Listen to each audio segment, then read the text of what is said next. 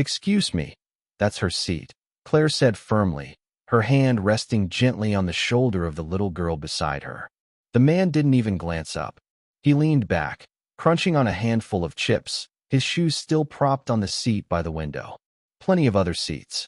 Find another one," he muttered, as if the cabin belonged to him.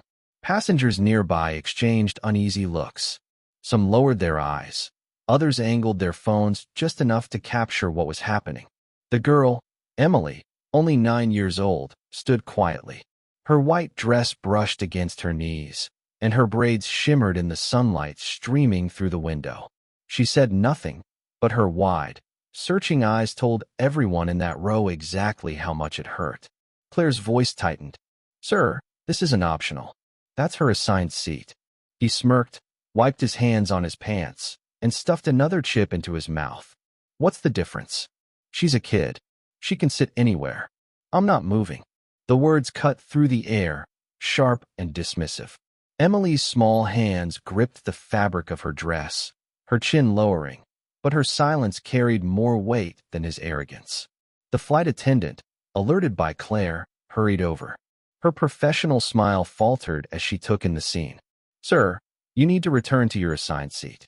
This one belongs to the child." "I already got comfortable here," he scoffed, waving his hand as though brushing off an annoying fly. "Not getting up. Don't waste your breath." The audacity of it left the row stunned. Emily didn't flinch, didn't argue, didn't cry. She simply looked at the man with an expression that was startlingly steady for a child. It was dignity in its purest form, born not of privilege, but of how she'd been raised. To believe her worth was not negotiable, no matter who tried to belittle it. A woman 2 rows back spoke up. "It's a child's seat. What's wrong with you?" Another voice chimed in. "Give her the spot." Murmurs rose, spreading down the cabin like a wave. Dozens of phones were lifted higher, screens glowing red as recordings began. The man shifted uneasily but doubled down. "All of you mind your business. She'll be fine somewhere else." His words rang with defiance, but his eyes betrayed the first flicker of doubt as the crowd turned against him. Emily finally raised her head. She didn't shout or complain. Instead, she whispered just loud enough for him, and everyone nearby, to hear. "It's not just about the seat. It's about respect." The quiet strength in her voice drew silence over the row. Even the flight attendant paused, her eyes softening. The man blinked, startled, and for the first time, his bravado cracked. Claire's hand squeezed Emily's shoulder. The passengers leaned forward, holding their breath, waiting for what would come next. What had started as a single stolen chair was no longer just a dispute over a spot by the window. It was a test of dignity, compassion, and the courage to stand up for what's right, even when the smallest voice in the room was the one leading the way. The flight attendant's voice carried just enough urgency to draw a supervisor from the front of the cabin. He arrived briskly, his expression tight with professionalism, but before he could even speak, the man in the white shirt exploded into protest. "I paid for my ticket like everyone else," he barked, jabbing his finger at the air as though authority itself bowed to him. "I can sit wherever I want. You expect me to move for some kid? She's just a child. She doesn't matter." His dismissive tone rippled through the rows like heat-off asphalt. People shifted in their seats, some muttering under their breath, others recording outright, their screens glowing as they captured the scene. Claire stood steady beside Emily, her jaw tight, her eyes locked on the man. The girl, however, was still, too still, and then she lifted her gaze. It wasn't anger that filled her eyes, nor the tremble of fear. It was calmness, an unshakable, quiet calmness that drew even the loudest whispers into silence.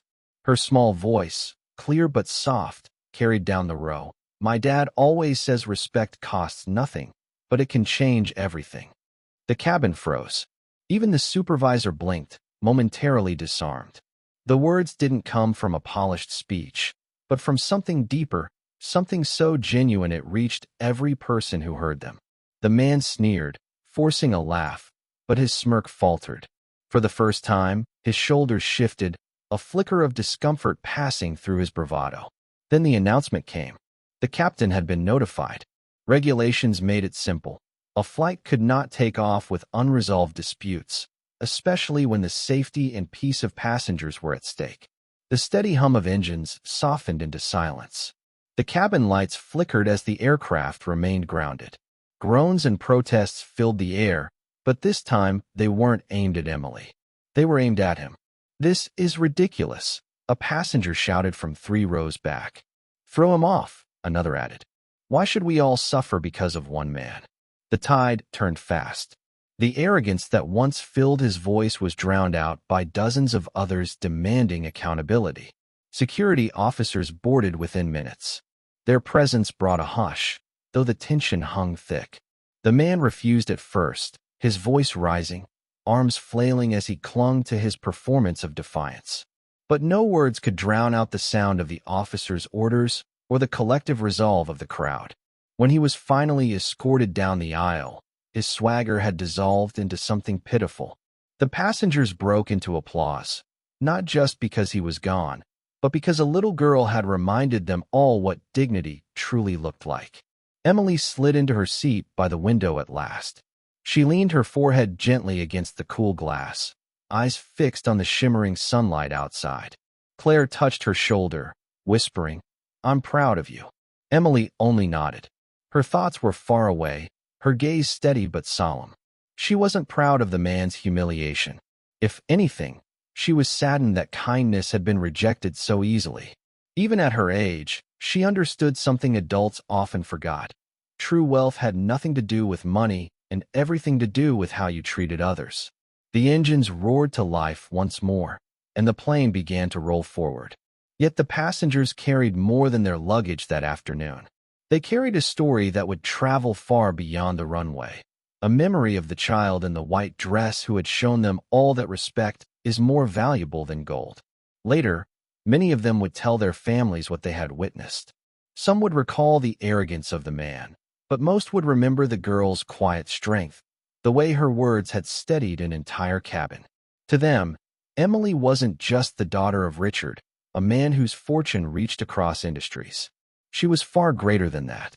As the plane lifted into the endless blue, she pressed her cheek to the glass, watching the clouds stretch like oceans below. And in that moment, she wasn't just a passenger on an ordinary flight. She was a reminder that even the smallest voice, when it speaks with respect, can hold the power to ground arrogance and lift humanity higher than the sky itself.